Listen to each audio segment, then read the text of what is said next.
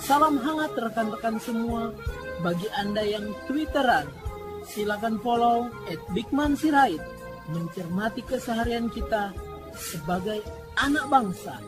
Silakan broadcast ke rekan-rekan kita. Tuhan memberkati.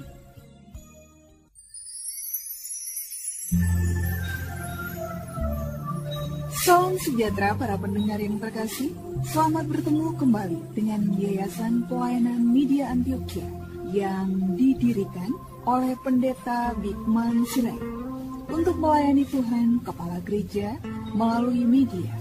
Untuk memperluas wawasan umat Tuhan, PAMA juga menerbitkan tabloid Kristen Reformata, Reformata Online, Reformata Audio Streaming.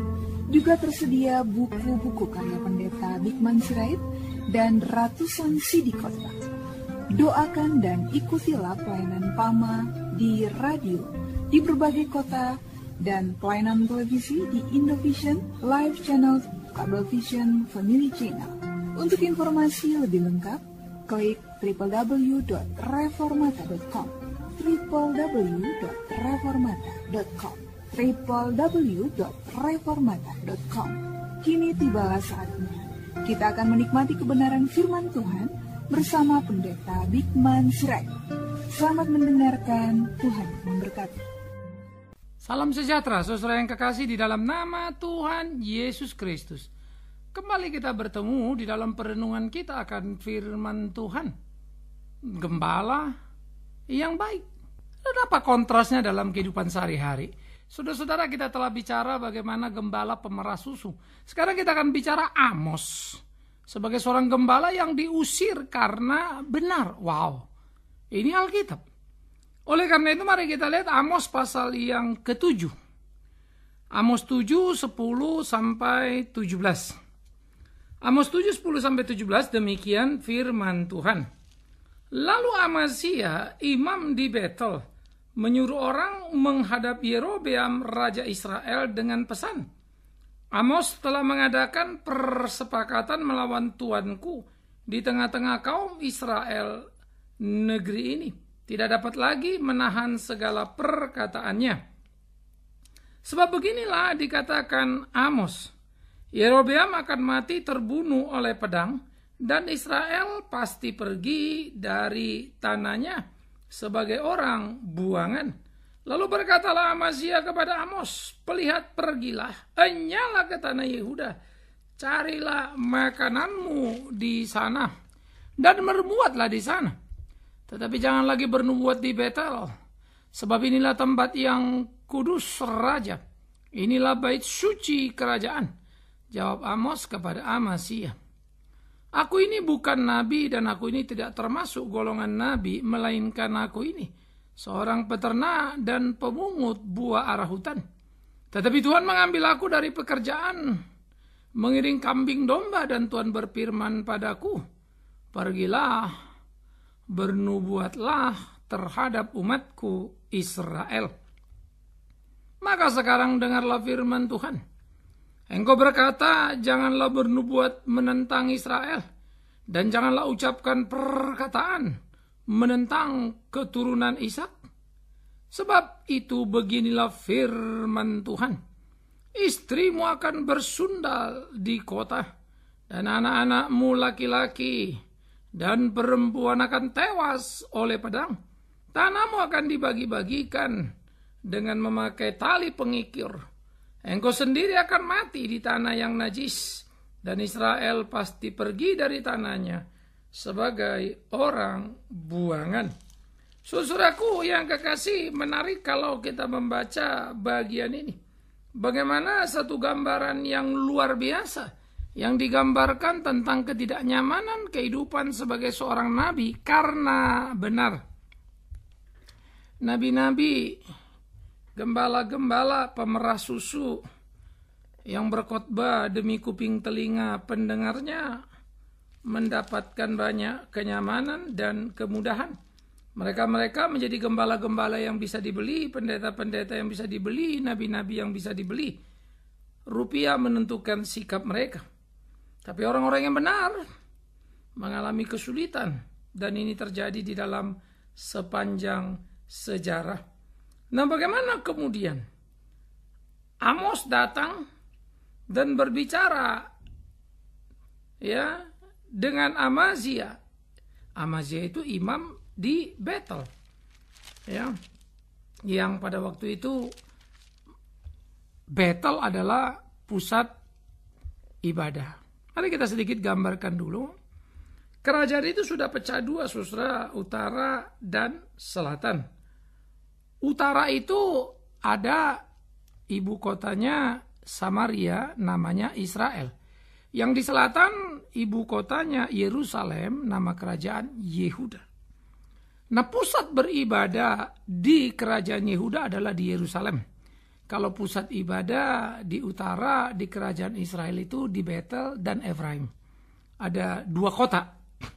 Nah, oleh karena itu, di tempat pusat ibadah itu di Betel itu, bagaimana Imam Amazia berbicara dengan Amos, dan bagaimana diskusi ini menjadi menarik. Karena sejatinya diskusi antar imam, diskusi antar pelayan, sejatinya ini menjadi satu diskusi yang mestinya ya diskusi yang luar biasa. Tetapi kemudian kita akan bisa melihat kelas yang sangat parah dan payah dari Imam Amazia, imam istana yang selalu haus dengan fasilitas istana, imam istana yang sudah kehilangan kepekaan untuk bisa lagi mengerti kehendak Allah, kecuali kepentingan perutnya, keuntungannya, itu saja yang ada di otaknya. Dapat apa? Bisa apa? Untung apa? Nah, ini akan menjadi sesuatu kesedihan, kengerian yang sangat menyedihkan. Ini menjadi sebuah gambaran tragedi atau gambaran ironi ya dari sebuah kehidupan yang salah di dalam kehidupan umat Allah. Saudara-saudara, Amazia berdebat dengan Amos. Maka apa yang dikatakannya? Maka Amos yang menghadap Raja Yerobeam, Raja Israel, mengatakan hal yang fitnah tentang Amos. Dia melapor kepada raja bahwa Amos telah mengadakan persepakatan melawan tuanku di tengah-tengah kaum Israel. Negeri ini tidak dapat lagi menahan segala perkataannya. Saudara, perhatikan. Yang memfitnah Amos adalah imam. Jadi jangan pikir kalau orang jadi imam atau jadi pendeta, maka kemudian mulutnya suci.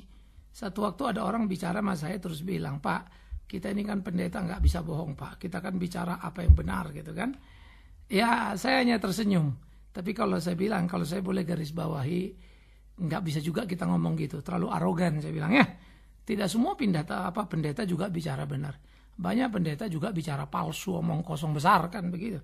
Jangan lupa yang menyalibkan Tuhan Yesus ya kumpulan pendeta namanya imam, ahli-ahli Taurat itu. Oleh karena itu saudara, tidak ada jaminan pendeta itu benar, tidak ada jaminan pendeta itu mengungkapkan kebenaran senantiasa, kecuali kita bicara dengan penuh kemunafikan dan jauh dari kejujuran. Semestinya sekali lagi semestinya imam itu, nabi itu, pendeta itu bicara benar. Tapi yang palsu memang gak kurang-kurang. Yesus sendiri mengatakannya. Karena itu pohon dikenal dari buah, bukan apa katanya. Ya. Nah, Amazia menghadap Yerobeam lalu memfitnah Amos. Lalu berkata bahwa Amos ini bahaya. Ya, karena beginilah dikatakan Amos, Yerobeam akan mati terbunuh oleh pedang, Israel pasti pergi ya dari tanahnya sebagai orang buangan. Saudara-saudara, apa yang dikatakan Amos apakah salah? Tidak, benar. Oleh karena itu, apa yang disampaikan Amos sebagai berita benar dipelintir oleh Amazia. Sehingga bagaimana kemudian ya Amazia mendapat legalitas dari Yerobeam lalu mengatakan kepada Amos, "Hei pelihat, pergilah, nyala ke tanah Yehuda, cari makananmu di sana dan bernubuatlah di sana. Tapi jangan lagi kau bernubuat di Betel, sebab inilah tempat kudus raja, inilah bait suci kerajaan." Saudara-saudaraku yang dikasihi oleh Tuhan Yesus Kristus, Amos mengatakan kebenaran bahwa memang nanti Israel akan hancur di tangan Asyur. Dibuang 200 tahun kemudian juga Yehuda hancur di tangan Babel. Apa yang dikatakannya benar tapi tidak menyenangkan kuping. Apa yang dikatakannya benar tapi menggelisahkan. Karena memang kebenaran sejatinya selalu membuat orang resah dan gelisah. Kenapa? Karena hidup dalam dosa dan salah. Yerobeam akan mati. Memang betul kok yang apa yang dikatakan Amos bukan asal. Israel akan runtuh dan hancur. Memang betul kok apa yang dikatakan Amos dan bukan asal. Tetapi kemudian Amazia membuatnya menjadi satu berita fitnah. Karena memang Amazia gelisah dengan keberadaan Amos yang bisa mencuri pamornya. Yang bisa menelanjanginya. Oleh karena itu dia memfitnah habis-habisan Amos. Dan kemudian mengusir Amos. Pergilah kau ke Yehuda. Nah itu artinya ke selatan. Di sana saja kau bernubuat dan cari. Amazia dengan segera menunjukkan kualitas Amazia. Sebagai imam memang bagi dia jabatan itu adalah untuk cari makan. Cuma dia yang boleh cari makan di Israel. Itu bahasanya. Maka kalimat yang diucapkan Amazia, pelayanan bagi dia adalah uang. Dan melulu soal uang. Saudara, Paulus mengkritik banyak orang yang memberitakan Injil di Korintus, dia bilang untuk keuntungan sendiri. Dia mengkritik orang yang memberitakan Injil di Roma dan dia katakan untuk perutnya saja. Begitu pula Amazia yang menjadi imam hanya untuk kenikmatan kehidupannya. Maka baginya imam adalah job untuk mendapatkan rupiah-rupiah saja. Sehingga tidak ada sebetulnya privilege pada diri dia sebagai umat yang dipanggil Allah. Sebagai hamba yang dipanggil Allah untuk melayani Allah. Saudara-saudara, ini menyedihkan. Sehingga tidak ada gengsi dari keimaman Amazia. Otaknya sama saja sama orang-orang yang kalau kerja busuk yang hanya di otaknya uang tok. Saya suka Alkitab ketika diberkata, hei kau hamba-hamba, bekerjalah kepada Tuanmu jangan hanya di depan mereka saja untuk menyenangkan mereka. Tapi lakukanlah yang benar dan sesungguhnya. Lakukanlah yang semestinya. Saya pikir itu menyenangkan dan mengagumkan. Supaya dengan apa yang sesungguhnya dan semestinya yang kau lakukan, hidupmu bertanggung jawab. Begitulah pekerja-pekerja dalam kerjaannya. Supaya memuliakan Tuhan. Apalagi imam bukan? Tapi imam ini bengkok. Uang saja di otaknya saudara-saudaraku. Oleh karena itu, dia mau menyingkirkan Amos yang bicara benar. Amos bicara benar itu menyakitkan hati dan menelanjangi keterselubungan dan kepalsuan. Maka Amos berkata kepada Amazia sang imam, aku ini bukan nabi. Aku ini tidak termasuk golongan nabi, melainkan aku ini seorang peternak dan pemungut buah arah hutan. Saudara-saudara, dia seorang peternak. Ya, peternak artinya pemelihara domba dan lain sebagainya. Kita menyebutnya sebagai pengusaha domba lah begitu ya. Bukan sekedar gembala domba, tapi dia peternak. Ya, orang yang membudidayakan. Yang menarik dikatakannya aku bukan nabi, aku ini peternak. Tetapi Tuhan memanggilku, mengambil aku dan menyuruh aku untuk pergi memberitakan apa yang mau dikatakannya. Saudara-saudara, latar belakang Amazia sebagai imam menjadi imam karena garis keimaman atau garis lewinya. Tetapi Amos bukan imam. Dia peternak, dia pengusaha yang dipanggil Tuhan untuk menyuarakan kebenaran. Lucunya, Amos lebih lempeng daripada Amazia. Amazia yang lahir dengan darah imam itu penuh dengan kepalsuan. Tapi Amos yang lahir sebagai seorang pengusaha ternak yang dipanggil Tuhan penuh kemurnian. Saudara, siapa pernah bisa menjamin bahwa pendeta hidupnya lebih baik dari yang bukan pendeta? Bahwa anak pendeta lebih baik dari anak yang bukan pendeta? Maafkan saya, ada banyak pendeta hidupnya lebih parah dan seringkali hidup seperti penjahat dan bajingan adanya. Dan anak-anaknya hidup dalam kekacauan yang sangat mengerikan. Ya, menodai kehidupan keseharian, kesucian keluarga yang babak belur. Tapi berani menyuarakan suara dan menyebut nama Allah. Hidup dalam kemunafikan lalu menipu kiri dan kanan. Banyak sekali yang hidup dalam kepalsuan mencari keuntungan untuk diri sendiri. Karena itu menjadi penting. Bagaimana kualitas hidup kita sebagai orang yang dipanggil Tuhan. Bukan sekedar apa jabatan kita. Imam atau bukan. Nah, saudara-saudara yang dikasihi oleh Tuhan Yesus Kristus. Amos berkata benar dan diusir karena bicara benar.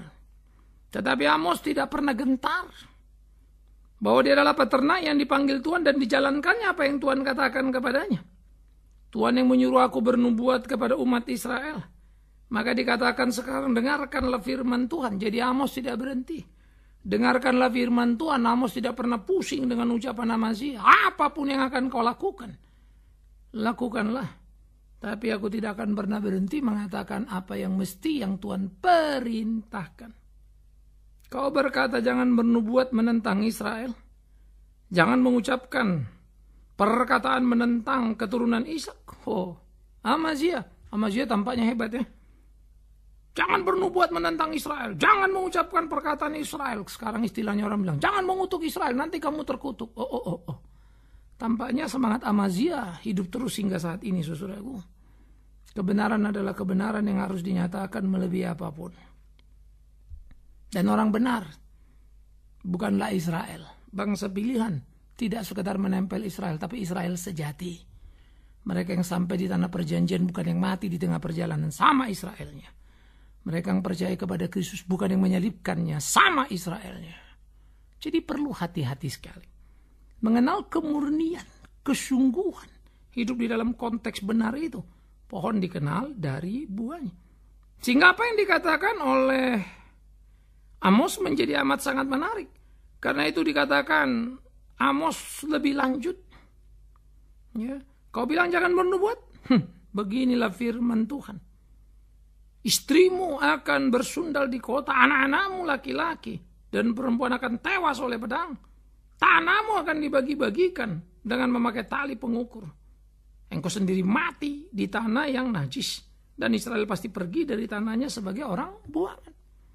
Bahwa Israel akan mengalami problema moralitas kengerian yang luar biasa. Hidup bersundal. Bahwa Israel akan mengalami keterpurukan yang hebat. Musuh datang silih berganti. Bagaimana kemudian situasi pelik ketika mereka tiba pada tindakan-tindakan amoral. Bahkan ada ibadah-ibadah tertentu dalam kesesatan di mana diakhiri dengan pesta-pesta saling menukar pasangan atau pesta-pesta seksual yang mengerikan. Mewarnai kehidupan moralitas yang mengalami degradasi yang sangat menakutkan. Pemerosotan yang begitu hebatnya. Oleh karena itu, apa yang dikatakan Amos menjadi berita yang menggegerkan, saudara. Berita yang menggetarkan. Lalu bagaimana anak-anak laki-laki dan perempuan itu tewas oleh pedang? Tak hanya degradasi moral, perang pun mewarnai hari-hari mereka. Dan bagaimana kemudian perang itu berkecamuk, berjalan, memakan korban. Generasi muda yang harusnya harapan masa depan, mati satu persatu. Dan Israel sendiri akan diukur, dikatakan dikotak-kotaki oleh mereka yang menginjaknya, yang menguasainya, yaitu Asyur di kelak hari. Lalu Israel akan dibuat sebagai orang buangan. Memang itulah faktanya. Saudara-saudara, menyedihkan bukan? Samaria lulu lantak. Israel tak lagi nyata sebagai kerajaan. Yang ada sekarang kita sebut Israel. Ya, geografis sudah kacau balau. Beda dengan yang mula-mula. Besarannya, area kekuasaannya. Beberapa daerah kekuasaan Israel, dulu kerajaan Israel, itu masuk sudah pada negara-negara modern yang lain-lain. Ada yang masuk Yordan, ada yang masuk Lebanon, ada yang masuk Mesir, ada yang masuk Syria. Israel terpuruk. Karena itu saudara-saudara, apa yang dilakukan oleh para raja-raja di waktu lampau? Hidup yang hanya berpusat diri dan semaunya. Tidak mau mendengar kebenaran karena menyakitkan telinga.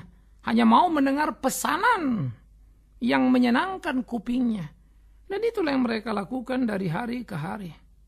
Mereka mensortir firman itu supaya cocok dengan seleranya.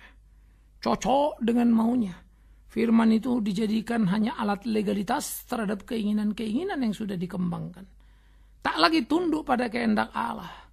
Tapi bagaimana mempermainkannya. Menyedihkan, tetapi itulah kenyataan yang tidak terbantah.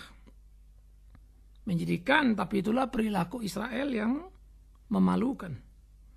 Saudara-saudaraku yang dikasihi oleh Tuhan Yesus Kristus, keterpurukan Israel bukan saja menjadi kerajaan yang dijajah, tapi tadi itu moralitas yang mengalami pemerosotan mengerikan. Sehingga warna mereka menjadi warna yang sangat menyakitkan sebagai umat yang disebut umat pilihan. Kok bisa kalah? Kok bisa terbuang? Karena dosa. Jadi jangan berpikir kalau sudah umat pilihan itu take it for granted, apa saja maunya bisa jalan. Tidak. Jangan berpikir kalau orang sudah menjadi orang Kristen tidak akan jatuh dalam dosa. Omong kosong. Jangan berpikir kalau orang sudah berjabatan pendeta pasti selalu benar. No.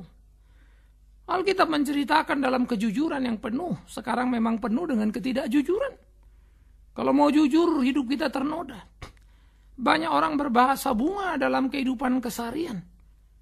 Menyatakan yang indah-indah, tapi lupa yang semestinya. Sebagai seorang yang mengerti dan bergumul dengan realita kehidupan berbangsa bernegara, ekonomi, saya sering diundang bicara tentang iman Kristen dan saham. Dosa apa enggak sih? Bagaimana memahami ekonomi syariah? Saya juga pernah ditanya karena kegelisahan umat tentang hal itu. Bagaimana dengan politik? Saya berbicara. Tapi saya bukan partisan. Saya bukan anggota partai. Dan saya tidak akan pernah memakai mimbar gereja untuk mempengaruhi umat. Biarkan umat memilih apa yang mereka yakini. Belajar dewasa. Tapi saya berkewajiban untuk menunjukkan model apa, tipe apa yang patut diperhatikan dan dipertimbangkan untuk menjadi seorang pemimpin. Nah, saudara-saudara, seringkali saya juga menghadapi problem tidak sederhana. Ketika orang berpikir kalau kita sudah berbicara itu maka kita jadi najis. Miris juga. Jadi kalau nggak bicara itu kita suci. Padahal kita najis dalam apa yang dibilang suci. Emang kalau bicara politik kita jadi najis. Sebaliknya kalau tidak jadi suci. Oh, nanti dulu. Banyak orang selalu memakai ayat-ayat suci. Utang tidak dilunasi. Banyak orang memakai ayat suci tetapi ingkar janji. Banyak orang memakai ayat suci tapi mencari keuntungan dari pemberitaan Injil. Banyak orang memakai ayat suci untuk mengindoktrinasi orang sehingga ada dalam ketakutan dan selalu memberi. Kita seringkali memanfaatkan untuk cara-cara yang tidak baik. Dengan cara salah memanfaatkan dan menikmati kesalahan-kesalahan untuk keuntungan diri. Tidakkah itu mengerikan? Oleh karena itu Amos yang adalah peternak dipanggil Tuhan menjadi pelayannya, menjadi hambanya bernubuat. Diusir oleh Imam Ahazia dengan legalitas Raja Yerobeam. Karena Raja merasa Amos ngomong tidak cocok dengan kupingnya. Raja merasa Amos kelewatan dan harus tidak ada di Israel. Imam Ahazia seakan-akan menjadi legalitas raja. Karena Imam Ahazia selalu berbicara, berkhotbah, bernubuat yang cocok dengan kuping raja. Menyenangkan hati raja, maklumlah. Dia imam yang dekat dengan istana. Dekat dengan orang-orang yang memperjualbelikan kekuasaan. Dan Ahazia memberi legalitasnya. Saudara-saudara, ia tak lagi punya suara kenabian. Ia lumpuh. Karena semua yang diucapkannya ada selubung-selubung yang tidak terselesaikan. Ini menyedihkan. Oleh karena itulah banyak sekali kehidupan para pelayan-pelayan yang rontok di tengah jalan karena tak kuat menolak godaan. Terlebih lagi uang. Pada sekalipun Tuhan sudah ingatkan ya, hati-hati kau tidak mungkin mengabdi kepada dua tuan sekaligus. Pilihlah Tuhan atau mamon atau uang. Tapi ternyata banyak orang senang jadi hamba uang. Saya suka berkata, kalau di gereja, setan diusir. Saya juga berpikir kenapa Yesus bilang jangan pilihlah jadi hamba Tuhan atau hamba uang kan begitu ya. Kenapa enggak hamba setan ya? Karena sampai sekarang setan selalu diusir di gereja. Dalam nama Yesus setan kami tengking. Semua gagah. Tapi belum satu pun yang menengking uang ya. Dalam nama Yesus uang kami tengking. Saudara-saudaraku apalah sulitnya berteriak setan kami tengking. Setan tertawa melihat kita. Karena pada waktu kita bicara padang kepalsuan, sebetulnya kita dalam kuasanya. Uang telah memperbudak, Amazia pun sama. Ia kehilangan panggilan yang benar. Semoga kita tak menjadi salah. Dan dalam bicara benar jangan takut. Sekalipun akan mengalami seperti yang dialami Amos, bisa terusir. Tapi itu adalah konsekuensi panggilan kehidupan kita. Konsekuensi hidup keberimanan kita. Kiranya kita sungguh-sungguh menjadi orang percaya yang tidak berhenti menyuarakan kebenaran itu. Kita sungguh-sungguh hidup sebagai orang percaya yang selalu berbicara apa yang semestinya. Tuhan menolong kita. Tuhan memimpin kita. Amos diusir karena benar. Mungkin satu waktu giliran saudara. Tapi jangan kecewa. Karena memang kebenaran dunia tidak suka. Amin. Baik saudaraku yang kekasih, sebelum kita berdoa, kita akan mendengarkan dulu beberapa informasi-informasi berikut ini. Shalom. Jumpa lagi bersama kami Gereja Reformasi Indonesia Jemaat Antioquia. Hadir untuk menginformasikan kegiatan ibadah Minggu 6 Juli 2014. Ibadah pertama pukul 7.30 dan ibadah kedua pukul 10 dengan pengkhotbah Pendeta Bikman Sirait bertempat di Lamonte Tamrin, Jalan MH Tamrin, Jakarta Pusat. Dilanjutkan ibadah ketiga pukul 17 dengan pengkhotbah Pendeta Bikman Sirait bertempat di Pacific Place, Ruang Mediterania lantai P1, Jalan Jenderal Sudirman, Kafling 52-53. Untuk informasi bisa didapatkan melalui telepon 021 392 4229, 021 392 4229. Kami nantikan kehadirannya. Tuhan memberkati. Segala puji syukur bagi Tuhan yang telah memakai saya, hambanya, Pendeta Bikman Sirait, untuk boleh melayani dalam bentuk CD, VCD, DVD, dan tulisan. Anda ingin melihatnya, mendengarnya, atau membacanya? Silakan klik di website kami www.reformata.com www.reformata.com. Download, bagikan bagi yang lain, informasikan keluarga, website kita bersama www.reformata.com. Tuhan memberkati. Mari kita berdoa. Kami bersyukur, kami berterima kasih ya Tuhan untuk cinta kasih-Mu dalam hidup kami. Bersyukur, berterima kasih untuk tiap perkara yang Tuhan ukir. Dan kami berdoa kiranya Tuhan menolong memimpin kami, supaya dalam perjalanan hidup kami boleh hidup benar seperti yang Tuhan kehendaki. Tak menjadi salah, mengkhianati kebenaran, hanya untuk keuntungan-keuntungan duniawi. Tuhan tolonglah. Sekalipun kami tahu ada risiko hidup benar, Tuhan pasti akan memampukan kami menanggungnya. Demi Yesus Kristus Tuhan, kami berdoa, kami memohon. Amin.